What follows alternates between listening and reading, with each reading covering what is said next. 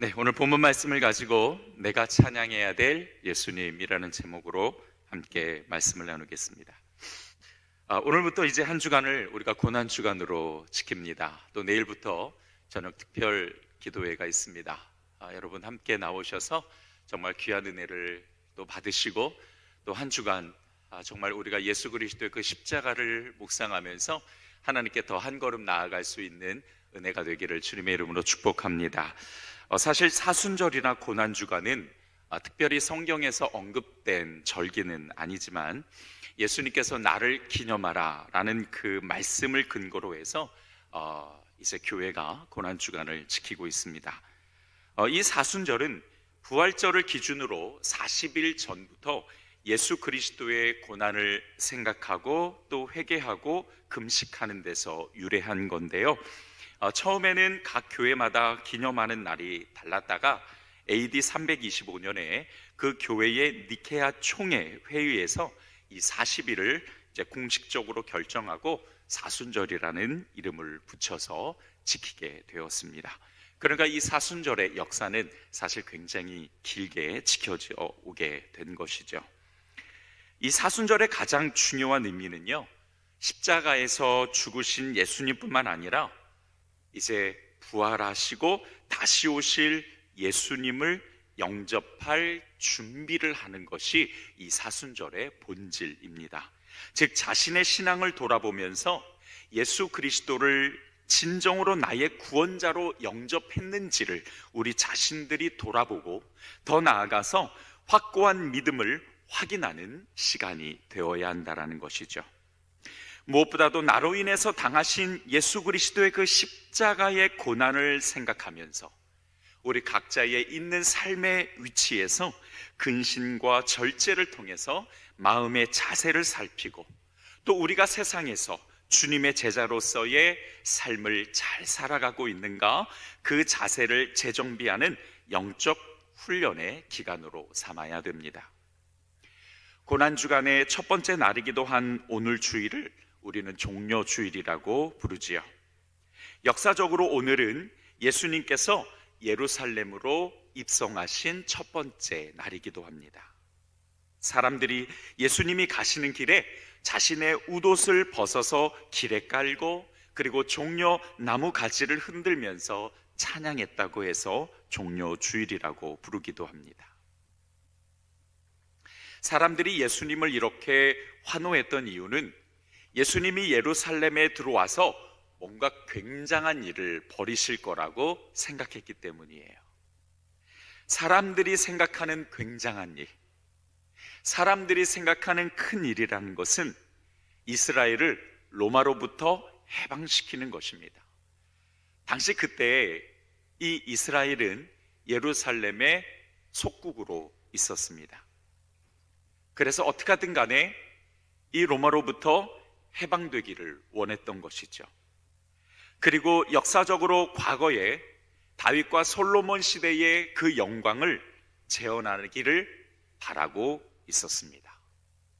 말하자면 이 유대인들이 바라고 있는 예수님은 정치적인 메시아였습니다. 정치적인 해방과 정치적인 풍요를 가져다 줄 수 있는 예수 그리스도를 바랐던 것이죠. 사실 그런 것도 이해가 됩니다. 왜냐하면 이 사람들이 바라봤을 때 예수님은 정말 대단한 분이셨거든요. 가는 곳곳마다 놀라운 이적을 행하셨습니다. 귀머거리를 듣게 하셨고 눈먼 자를 보게 하시고 절름발이를 온전하게 하시고 문둥병자를 깨끗하게 하시고 누구도 고치지 못했던 여인의 혈루병도 고치셨고 귀신 들린 자들을 깨끗하게 하셨고 물고기 2마리와 보리떡 5개로 5,000명을 먹이셨습니다. 뿐만 아니라 예루살렘에 도착하기 직전에는 죽은 나사로도 살리셨거든요. 사람들이 보기에 예수님은 굉장했죠. 그러니까 영웅이었습니다. 이제 그 영웅이 나타났으니까 로마의 속국으로부터 해방하고 과거 솔로몬의 그 영광을 재현하는 것은 시간 문제였다라고 생각했던 겁니다. 하지만 사람들의 그런 생각과 달리 예수님은 영웅으로 오신 것이 아니었습니다. 모든 사람들의 죄값을 대신 치르기 위해서 십자가를 지고 죽으러 오셨어요. 그러니까 예수님은 영웅이 아니라 사실은 가장 초라한 약자로 오셨던 겁니다. 사람들은 대단한 기대감을 갖고 예수님의 입성을 환호하며 찬양했지만 예수님 그 당신의 입장에서는 고난의 시작이기도 했습니다. 사람들이 느끼는 온도와 예수님이 느끼는 온도가 너무 달랐던 것이지요. 오늘 본문 2절을 보게 되면 예수님은 예루살렘에 입성하시면서 한 번도 타지 않았던 나귀 새끼를 타고 들어가셨던 것을 보게 됩니다. 여러분 상상해 보십시오. 영웅이 등장했잖아요. 굉장하신 분이 등장했잖아요. 그러니까 이 영웅이 어미 나귀를 타고 또는 굉장히 멋진 말을 타고 등장해도 부족할 판인데 나귀 새끼를 타고 가는 것이 좀 어색해 보이지 않습니까? 하지만 예수님께서 그렇게 하신 것은 그만한 이유가 있었습니다. 마태복음 21장 4절로부터 5절을 보면 이는 선지자를 통하여 하신 말씀을 이루려 하심이라. 일러스되 시온 딸에게 이르기를 내 왕이 내게 임하나니 그는 겸손하여 나귀 곧 멍에 매는 짐승의 새끼를 탔도다 하라 하였느니라. 이렇게 말씀하십니다. 구약성경 스가랴서 9장 9절을 보면 시온에 따라 크게 기뻐할지어다 예루살렘에 따라 즐거이 부를지어다 보라 내 왕이 내게 임하시나니 그는 공의로우시며 구원을 베푸시며 겸손하여서 나귀를 타시나니 나귀의 작은 것 곧 나귀 새끼니라 라고 말씀하셨습니다. 구약성경에 등장하는 스가랴 선지자는 예수님이 오시기 전 이미 오래전에 있었던 선지자입니다. 예수님은 공의로우시며 구원을 베푸는 왕으로 오셨지만 스가랴 선지자가 예언한 것처럼 매우 겸손하신 분이셨습니다. 사람들의 인기를 한 몸에 받은 슈퍼스타였지만 예수님은 그런 것에 연연하지 않으시고 오히려 스가랴 선지자를 통해 하나님께서 말씀하신 것을 이루시기 위해서 스스로 나귀 새끼를 타고 예루살렘으로 입성하셨던 겁니다. 이것이 의미하는 바가 무엇입니까? 예수님께서는 철저하게 하나님의 말씀을 그대로 이루시기 위해서 작은 것 하나도 놓치지 않고 순종하셨다라는 사실이죠. 바로 이런 예수님의 순종은 세상을 구원할 수 있었고 또한 우리가 하나님의 자녀가 되는 권세를 얻을 수 있게 하신 줄 믿으시기 바랍니다. 우리도 예수님의 이런 겸손과 순종을 마음에 담아야 되겠습니다. 그리고 이제 오늘 본문으로 들어가 보도록 하겠습니다. 오늘 본문 말씀을 보게 되면요, 두 부류의 사람이 나옵니다. 한 부류는 예수님을 환영하고 큰 소리로 찬양하는 사람들이었습니다. 그리고 또 한 부류는 바리새인들인데요, 이 사람들은 예수님을 환영하지도 않고 찬양하지도 않았습니다. 달가워하지 않는 사람들이었어요. 왜냐하면 볼품없는 목수아들이 갑자기 메시아라고 주장하니까 도저히 그것을 인정하기가 어려웠던 거지요. 거기다 많은 사람들이 예수를 따르는 것도 유대 지도자들의 입장에서는 영향력이 축소되니까 그것도 역시 마음에 들지 않았습니다. 자, 오늘 본문 39절을 한번 보죠.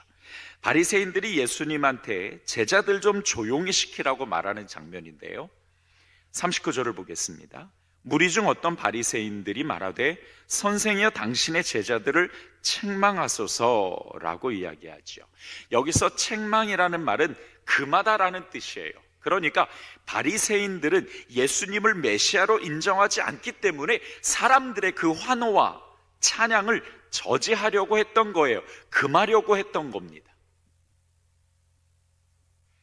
여기에 대해서 예수님이 어떻게 대답하실까요? 40절을 보면 대답하여 이르시되 내가 너희에게 말하노니 만일 이 사람들이 침묵하면 돌들이 소리 지르리라, 그렇게 말씀하십니다. 다시 말해 사람들의 환호와 찬양, 예수님은 그것이 당연하고 마땅하라고 말씀하시는 거예요.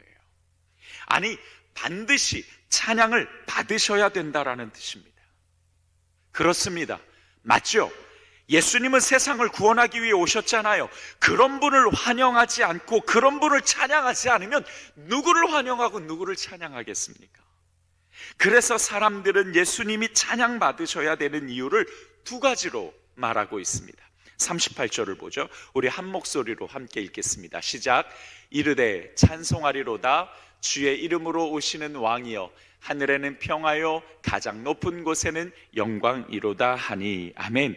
첫 번째는 주의 이름으로 오시는 왕이시기 때문입니다. 그러니까 예수님은 하나님이 보내신 메시아라는 뜻이에요. 예수님을 찬양하는 것은 곧 그를 보내신 하나님을 찬양하는 것입니다. 두 번째 이유는 하늘의 평화, 가장 높은 곳의 영광이시기 때문이죠.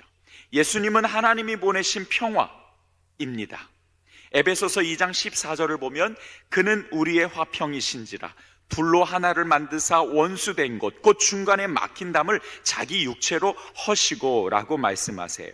하나님과 원수되었던 하나님과 인간의 그 관계가 완전히 끊어졌었는데 예수님께서 이 땅에 오셔서 다시 그 관계를 화목하게, 즉 그 관계를 다시 회복시켜 주셨다라는 것이죠. 이것만으로 예수님은 충분히 찬양받으시기에 합당하시고 환호를 받으시기에 합당하시다라고 말하고 있는 것입니다. 뿐만 아니라 히브리서 1장 13절을 보면 이는 하나님의 영광의 광채시요 그 본체의 형상이시라고 말씀하세요. 하나님은 영광의 광채십니다. 하나님은 그 본체의 형상이세요. 그러니까 그 예수님은 곧 하나님이신 거죠. 예수님을 본다라는 것, 곧 누구를 본다는 거예요? 하나님을 본다는 것. 하나님의 영광을 보는 것이고 하나님의 그 광채를 맛본다라는 거예요. 그러니까 예수님을 찬양하는 것은 너무 당연한 일인 거지요. 예수님은 찬양받기 합당하신 분이신 줄 믿으시기 바랍니다. 그렇다면 우리도 예수님을 환영하고 우리도 예수님을 찬양하는 것이 마땅하지요.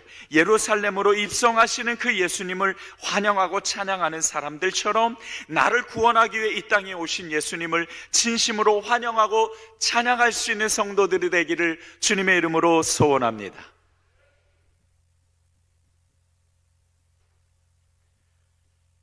오늘 우리가 본문 말씀을 통해서 우리가 찬양해야 될 예수님은 과연 어떤 분이신가? 또 우리가 왜 그분을 찬양해야 되는가? 우리가 그 이유를 오늘 본문 말씀을 통해서 함께 나누고요. 한 주간 내 삶과 힘을 다해서 예수님을 찬양할 수 있는 성도들이 되기를 다시 한번 주님의 이름으로 축복합니다. 첫 번째로 예수님은 죄를 대속하기 위해 이 땅에 오신 분입니다. 그래서 우리가 찬양해야 된다라는 것이죠. 마태복음 20장 28절을 보면 인자가 온 것은 섬김을 받으려 함이 아니라 도리어 섬기려 하고 자기 목숨을 많은 사람의 대속물로 주려 함이니라 라고 말씀하십니다. 예수님이 이 땅에 오신 것은 예수님의 목숨을 대속물로 주시기 위함이라고 말씀하시죠. 자, 그런데 여기 대속물이라는 이 단어는요, 원래 노예를 풀어주기 위해 지불하는 값을 이야기해요. 노예를 풀어주기 위해 지불하는 값, 그게 대속물입니다. 그러니까 예수님은 나를 풀어주기 위해서, 어디서? 죄에서 나를 풀어주기 위해 당신의 목숨을 지불하신 거예요. 그렇다면 여러분, 지금 나는 내 목숨으로 살고 있는 겁니까? 예수님의 목숨을 대신 살고 있는 겁니까? 대답하실 때까지 기다리려고요. 다시 한번, 지금 나는 내 목숨을 살고 있는 겁니까? 예수님의 목숨을 대신 살고 있는 겁니까?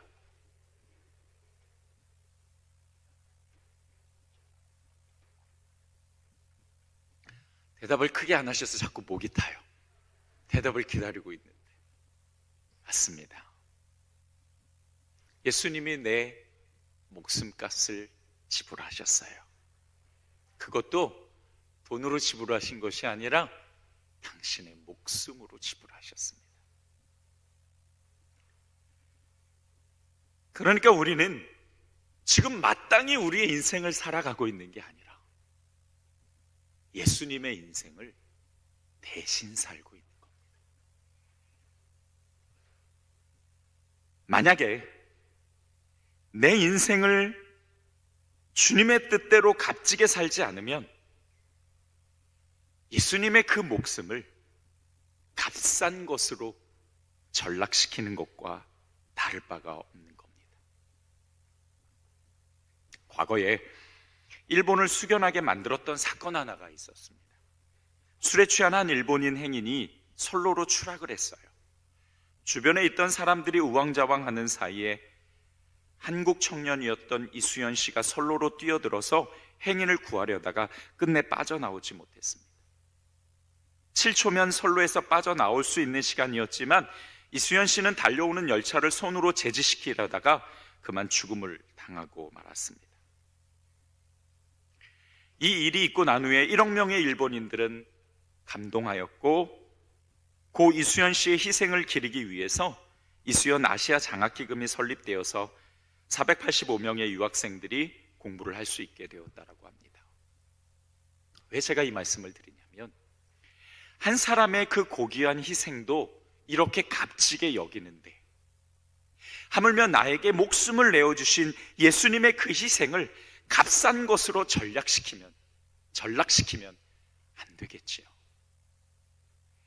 예수님의 희생을 값싼 은혜로 전락시킨다라는 건 이런 겁니다. 예를 들어서 나의 성공과 유익을 위해 예수님을 이용하는 것, 나의 육신의 건강과 그저 편안함을 위해서 예수님께 요구하는 것, 나의 욕심을 채우기 위해서 그저 예수님을 희생시키고 또 희생시키려고 하는 것, 예수님의 목숨을 받아놓고는 그 목숨을 이용해서 내 육신의 이익만 챙기려 한다고 한다면 결코 옳은 것은 아니죠. 그게 주님의 목숨을 값싼 은혜로 전락시키는 것입니다. 나는 지금 내 인생이 아니라 예수님의 인생을 대신 살고 있는데 그분의 그 인생을 그렇게 값싸게 치부하는 사람들이 되어서는 안 된다는 것이죠. 우리 인생은 이 땅에서 잘 먹고 잘 살려고 사는 인생이 아닙니다. 그저 육신의 편안함과 그저 더 많은 것을 소유하고 그저 더 많은 것을 누리기 위해서 살아가는 인생이 아니라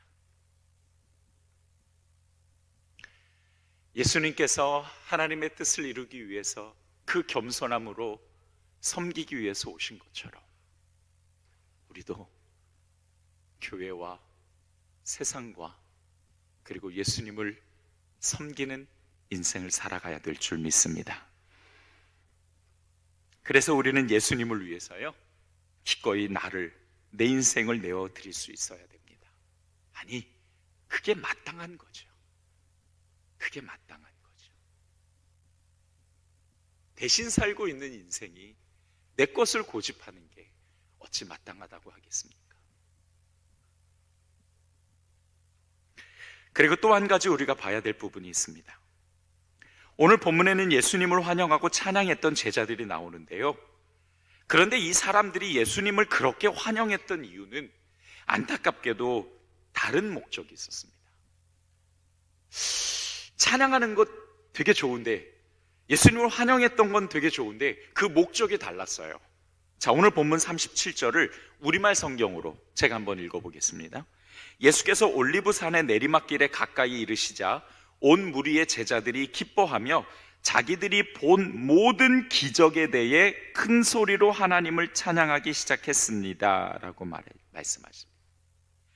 여러분, 지금 사람들은 뭘 찬양하고 있는 겁니까? 예수님의 기적을 찬양하고 있는 겁니다. 예수님을 따르던 수많은 제자들이 환영하고 찬양했던 것은 예수님이 아니었습니다. 그분의 기적이었습니다. 그러니까 이 사람들이 예수님을 환영했던 것은 예수님이 아니라 예수님의 기적을 바랐던 것이지요.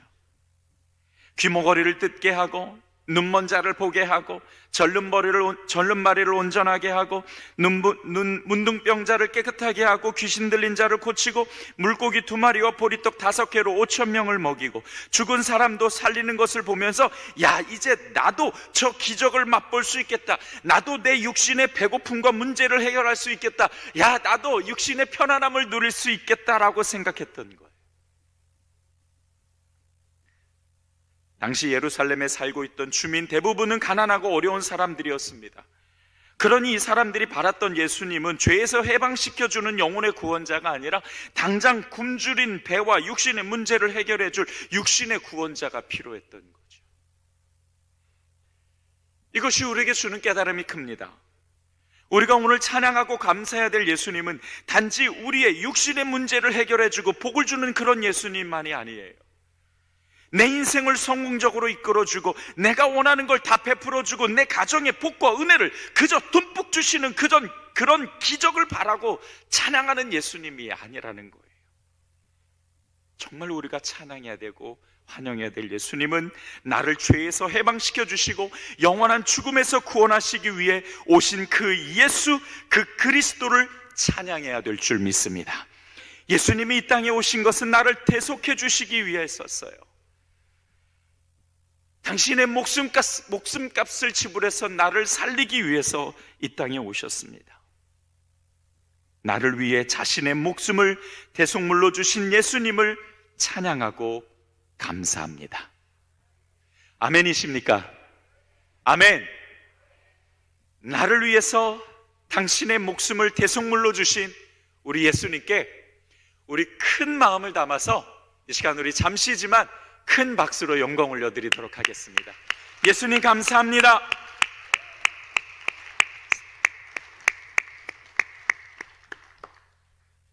두 번째로 예수님은 하나님이 보내신 유일한 메시아라는 것을 믿어야 됩니다. 38절을 보겠습니다. 이르되 찬송하리로다 주의 이름으로 오시는 왕이여 하늘에는 평화여 가장 높은 곳에는 영광이로다 라고 말씀하시죠. 물론 당시 예수님을 찬양했던 그 사람들, 현장에 있었던 사람들은 목적이 잘못된 것은 맞지만 그래도 이들이 찬양했던 이 단어들은 굉장히 훌륭하고 옳은 내용들이었습니다. 오히려 예수님은 그들이 찬양하지 않았다라면 돌들이 소리 지르게 해 하셨을 거라고 말씀하시죠. 하나님이 보내신 예수님을 찬양하는 것은 마땅합니다. 우리가 찬양하는 예수님은 하나님이 보내신 하나님의 아들 예수입니다. 우리가 이 점을 확실하게 신앙 고백으로 삼아야 돼요.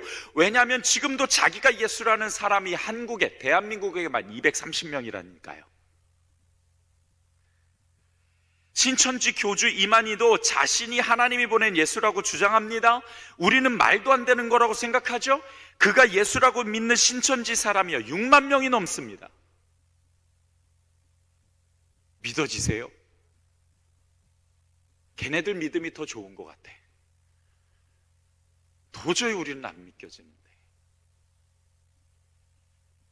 마태복음 16장 10절을 보면 시몬 베드로가 대답하여 이르되 주는 그리스도 살아계신 하나님의 아들이시네라고 고백하죠. 이 신앙 고백을 우리 모두가 다 할 수 있어야 됩니다. 왜냐하면 이 신앙 고백 위에 교회, 즉 믿음이 세워지기 때문이죠. 오직 예수님만이 하나님이 보내신 그리스도고 하나님의 아들이신 줄 믿습니다. 하나님은 이 이름 외에 다른 구원의 이름을 주신 적이 없어요. 예수, 그 이름 외에 아무 구원의 이름을 주신 적이 없습니다. 성경이 분명히 그렇게 말씀하세요. 사도행전 4장 12절 보면 다른 이로서 구원을 받을 수 없나니 천하 사람 중에 구원을 받을 만한 다른 이름을 우리에게 주신 일이 없음이라 라고 분명히 말씀해 주시는데 왜 이만희가 예수냐고요. 아유, 되게 웃겨요. 아주 되게 신경질 나는데 웃겨. 성경이 분명히 이렇게 말씀해 주시는데 왜 이만희를 믿냐고요. 왜 230명의 다른 예수가 판을 치고 다녀야 되냐고요.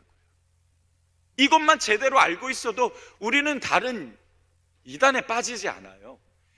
2000년 전에 하나님이 보내신 그 하나님의 아들 예수가 진짜 메시아고 그분이 우리를 대속하셨다니까요. 아멘. 그분만 믿으면 되는 거예요. 왜 다른 일을, 왜 다른 사람을? 메시아로 인정하나요? 왜 신천지 같은 이단에 빠져야 됩니까? 이 말씀 위에 신앙 고백이 분명하게 세워지지 않았기 때문이에요. 예수님을 그렇게 환영하고 찬양했던 사람들이 나중에는요, 예수님을 십자가에 못 박는 사람들이 됩니다. 예수님이 자기는 십자가에 못 박혀서 죽어야 된다라고 이야기했을 때 그 많은 무리들이 대부분 예수님을 떠나요. 예수님이 마을에 가실 때마다 2만 명의 사람들이 구름대처럼 모였습니다. 그런데 예수님이 십자가를 이야기하니까 다 떠났어요. 오죽했으면 예수님이 그 12 제자들에게도 너희들도 나를 떠나겠느냐라고 말씀을 하셨을 정도였을까요? 잘못 믿으니까, 잘못 아니까 예수님을 떠나는 거예요. 왜 잘 신앙생활 하다가 이 교회를 떠납니까? 잘못 알고 잘못 믿으니까 그런 거예요. 예수님이 누군지 모르니까, 예수님이 당 자신의 그 목숨을 대속물로 주셔서 나를 구원하셨다는 그 사실을 모르고 못 믿으니까 자꾸 떠나는 거예요.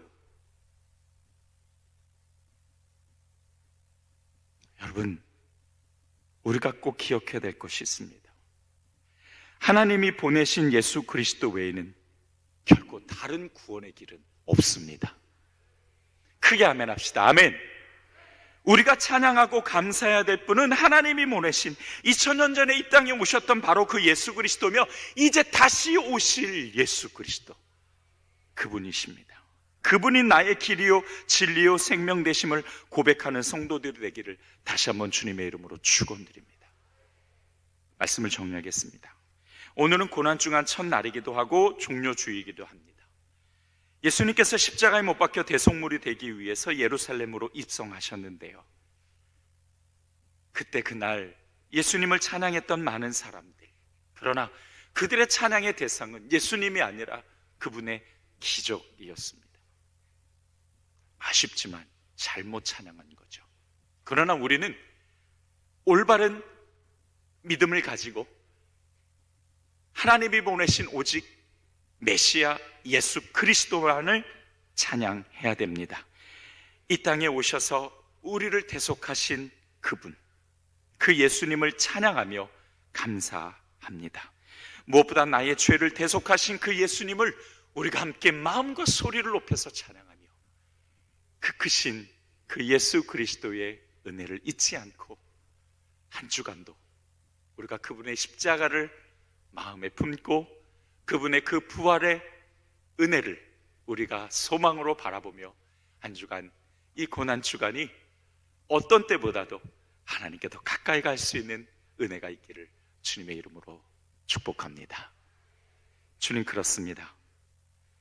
우리는 여전히 예수님을 찬양해야 되고 우리는 여전히 예수님께 나아가야 됩니다.